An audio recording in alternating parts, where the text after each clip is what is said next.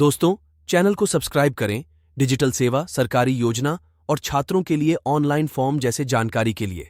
दोस्तों, आपका स्वागत है राकेश जी टेक में। आज मैं आपको बताने जा रहा हूं कि ये सर्वे करने में आपको कितना खर्च आने वाली है। तो सर्वे करने में क्या क्या फॉर्म लगेगी और क्या क्या होने वाली है, इन चीज़ों को यदि आप डिटेल से देखना चाहते हो तो आप हमारे चैनल को जरूर सब्सक्राइब कर लेना।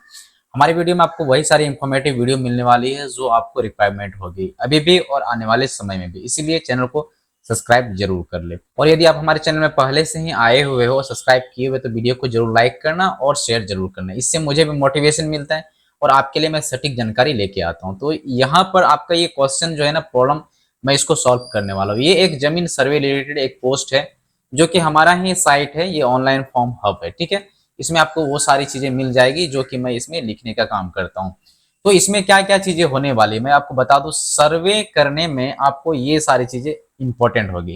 क्या, एक रसीद चाहिए आपको जो कि आप उसमें सत्यापित करोगे ना, वो रसीद चाहिए।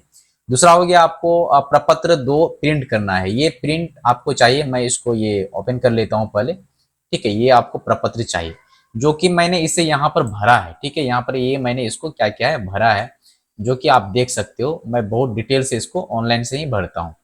और यहाँ पर एक चीज मैं बता दूं आपको, यदि आप ये वाला फॉर्म भरते हो तो मिस्टेक आपको कहाँ पर नहीं, कई लोग क्या कर सकते थे यहाँ पर, जो कि मिस्टेक यहाँ पर ये हो सकती थी। सपोज मान के चलिए हमारा खाता जो है कि वो 173 है, ठीक है। यहाँ पर देखिए 173 है खाता, और यहाँ पर भी 173 खाता है। तो इसका मतलब खाता तो हमारा एक ही था, खेसरा भी हमारा वही है, 2269 खेसरा है। इसमें भी हमारा 2269 खेसरा है।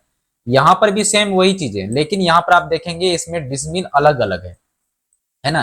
तो मतलब जो है कि एक ही खाता, एक ही खेसरा से अलग अलग बार क्या किया गया है, केवाला किया गया है। अब इसमें भी चौहदी सभी का अलग अलग है।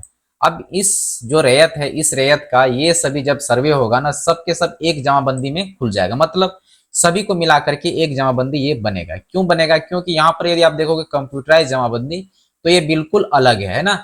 तो ये बिल्कुल अलग है। इसका मतलब ये है कि जमाबंदी जो है, इनके पास 3 जमाबंदी है। यहाँ पर आप देख सकते हो, एक जमाबंदी ये हो गया, एक कंप्यूटराइज है, अभी हाल फिलहाल का ये केवाला किया हुआ।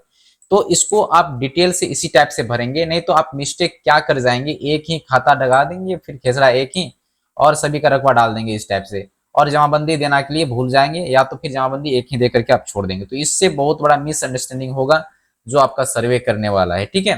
तो आपको इस टाइप से ये फॉर्म भर देना है। यही वाला प्रपत्र 2 जो है ये आपको भरना है। तो इसमें क्या खर्च लगेगा, जो फॉर्म यदि आप कंप्यूटराइज करवाते हैं तो जो लग जाए आपको, कंप्यूटराइज कराने का जो टाइपिंग वगैरह का होता है, प्रिंट करने का, वो खर्च हो गया। या फिर आप इसमें अपने हाथ से भी लिख सकते हो। अब आते हैं यहाँ पर हम लोग वंशावली फॉर्म में। यहाँ पर भी आप देखिए, इसमें इसमें क्या चीज है, इसमें भी कुछ नहीं है। हमारे इंटरनेट भाग गई है, थोड़ा सा वेट कीजिए। अब यदि हम लोग देखते हैं यहाँ पर, ये दूसरा फॉर्म जो है कि वो वंशावली का फॉर्म होगा। तो यहाँ पर मैं क्लिक करता हूँ और देखता हूँ कौन सा फॉर्म ये आने वाला है, ठीक है। तो इस टाइप से आपको 2 फॉर्म होगी जो आपको फिल करना है, वो भी रिक्वायरमेंट के हिसाब से। यदि आपको जरूरत है तभी फिल करेंगे। जैसे मान के चलिए आपको रिक्वायर्ड है ये प्रपत्र 2 भरने के लिए, तो आप प्रपत्र 2 भरेंगे। क्योंकि यदि आपके नाम से जमीन है और आप ही भर रहे हैं, आपके कोई वंशज की कोई बात नहीं, पुराने लोग की, तो फिर आप ये भर सकते हो। कहने का मतलब ये है कि आपके परदादा परदादा की रिक्वायरमेंट नहीं है, तो आप इसको आसानी से भर सकते हो। और ये केवाला वाला में आसानी से भरा जाता है। और यदि केवाला से बाहर है ना, तो यदि जैसे आपका दादा परदादा का जमीन है, तो फिर उसमें आपको क्या करना होता है, वो वंशावली लगाना होता है, ठीक है। तो यहाँ तक मैंने आपको क्लियर कर दिया। तो हम लोग देख लेते हैं वंशावली का फॉर्मेट। राइट क्लिक करेंगे और यहाँ पर आपको मैं ये वंशावली का फॉर्मेट दिखाता हूँ। तो ये दोनों फॉर्म आपको प्रिंट कर लेना है। और यदि आप कंप्यूटराइज कराना चाहते हो तो यहाँ पर कंप्यूटराइज से लिखा भी सकते हो। दिखाने के बाद में यहाँ पर सेम वही चीज आपको भरनी है, और यहाँ भर करके आप इसमें ये सारा चीज जो भी डॉक्यूमेंट्स वगैरह है, ये सारा आप इसमें संलग्न करेंगे, मतलब लगा देंगे, ठीक है। इतना सा हो गया। तो ये दोनों करने में जो आपको खर्च लग गया, थोड़ा सा खर्च ही है। अब इसके बाद आते हैं हम लोग ऑनलाइन सर्वे। ये तो आपको ऑनलाइन सर्वे करना पड़ेगा ही पड़ेगा, है ना। जैसे आप यहाँ पर ऑनलाइन सर्वे करोगे तो आपको ऑनलाइन सर्वे करना पड़ता है। और ऑनलाइन सर्वे करने में जो खर्च लग जाए, यदि आप ब्लॉक में देते हो तो ब्लॉक में मुझे पता नहीं क्या खर्च है।